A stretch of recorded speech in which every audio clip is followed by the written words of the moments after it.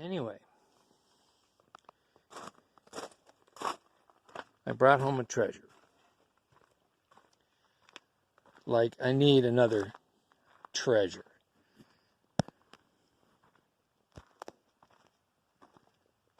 There we go. A Gibson Model A. Well, I apologize in advance for not having this posted earlier, but man, we've had some really weird weather. We were just enjoying 70s, you know, and all of a sudden we're getting these wicked winds. And then day before yesterday, the temperature plummeted. We got snow. Now today it's sunny and 60s, although it's going to get windy again. So if you hear wind noise on here, I apologize in advance. Anyway, here we are back on the road trip treasure, the little Gibson Model A. I mentioned in the previous video I was, going to have to do some carburetor swapping and stuff like that. I was going through my stash looking for my Zenith carburetor, which I found, and lo and behold, I also discovered an extra Stromberg carburetor I forgot I had. I bought this 20 years ago at a swap meet. Well, the price tag on it was $7, and it was a Sunday afternoon, and everybody was packing up. And I walked up, and I spotted that, and the proprietor of the little booth I was at says, "You can have that for $2 because I don't want to take it home." And I said, "Sold." And so anyway, I pulled this apart, and it was in pretty good shape, although the float was bad. You shook it, and man, it was rattling pretty hard. So I took the float out of the existing carburetor. That float was good, but the rest of the carburetor was shot. The choke valve was completely corroded away.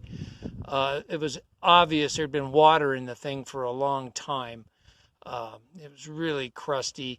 I did salvage the throttle plate and shaft off of it, and it is tight. The other one was really loose. And this replacement carburetor was missing the linkage. I don't know if you can see that or not. It was missing the linkage for the governor.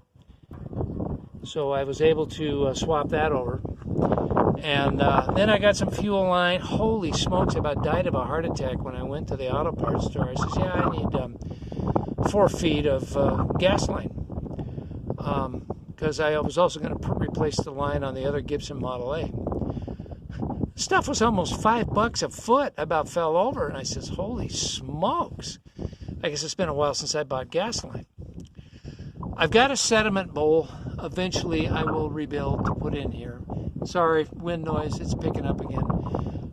But I figured, well, to just get this thing going, I put on a brass shut-off valve with an elbow, a little Briggs & Stratton gravity flow filter to get this thing running. So that is the plan. I've already changed the oil in it. I didn't film any of the carburetor work because there's so much of that on YouTube, pulling carburetors apart and soaking them in chem dip or, other means of cleaning them. There's just so much stuff out there. I mean, if you want to see, small engine carburetor stuff getting torn apart and redone, go watch Musty One's channel, because his channel is just loaded with carburetor rebuilds. So I figured I wouldn't bore anybody with that.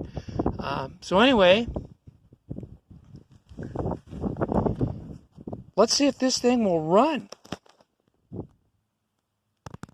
So the starting procedure first requires us to unground the magneto, and that's a left-hand thread.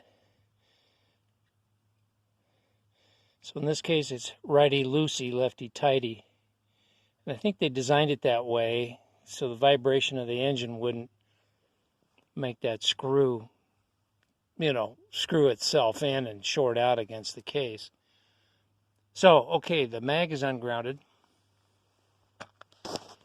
We're going to turn on the fuel.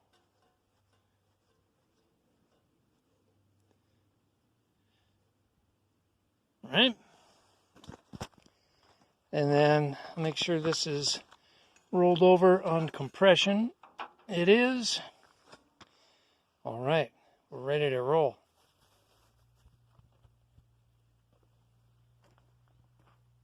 Choke on.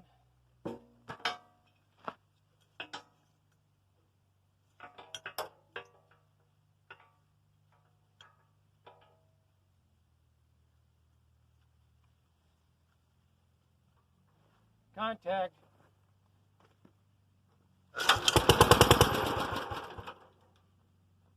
That's a good sign.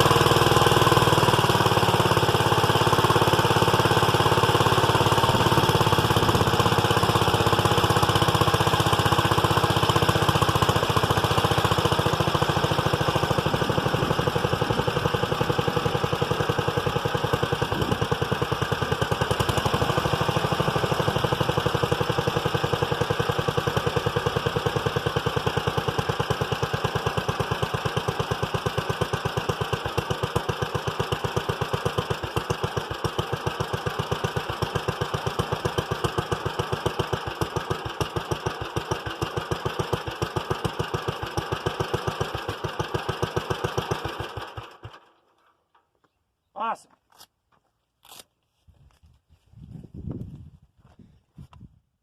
So I discovered a problem right away. The throttle is hooked up backwards. You really can't see it hiding in there, but this lever that I'm moving, that's the governor. Okay, throttle cable should be hooked up to this side, because when the engine's running, the governor pulls that rod that way, which opens the throttle up. And I was manually holding the throttle shaft, this little guy right here, I was holding that down to keep it from going wide open. So, I got a little work to do. Well, I went into the archives and dug out my Wisconsin manual for the AEH engine. And this shows the arrangement for the governor. And as you can see right here, there's a threaded rod that adjusts the governor for different RPMs. And there's 4 holes in that lever, depending on the governed speed, the maximum governed speed you want that engine to run at. Well, the throttle cable is hooked up through here. And instead of having a rod to control how far that lever moves. So I'm going to have to come up with a different method of connecting the throttle cable, and I'll have to dig through my hoard and see what I've got in the way of a rod that I can hook up to the spring on that lever, and then get this thing set up right so it doesn't run away. But it runs pretty good. Considering that carburetor on there is not the best, it's going to need some more adjustment. But I'm going to order a kit for the Zenith carb that I have. And you probably noticed that I had the front end jacked up and one tire off. I already put one new tire on the front that it was. There's one that I'm working on.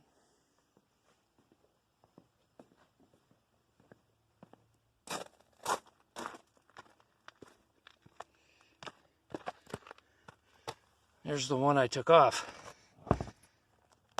She's a real peach. She is done. So anyway, yeah. So I'll be getting this other front tire on. I'll be manufacturing some throttle linkage and probably fixing the way the blade raising and lowering mechanism works, and so on and so forth. But she runs good. I've still got to change the gearbox fluids, differential and transmission, and give it a good grease job. There's a million zerks on these little Gibsons, so I'll go around with a grease gun and lube that up. I'm not going to film any of that. I mean, that's just general maintenance and, boring content. But anyway, the road trip treasure runs good. Just needs some minor tweaking here and there. And, yeah, another Gibson. Thanks for watching, everybody. We'll see you soon.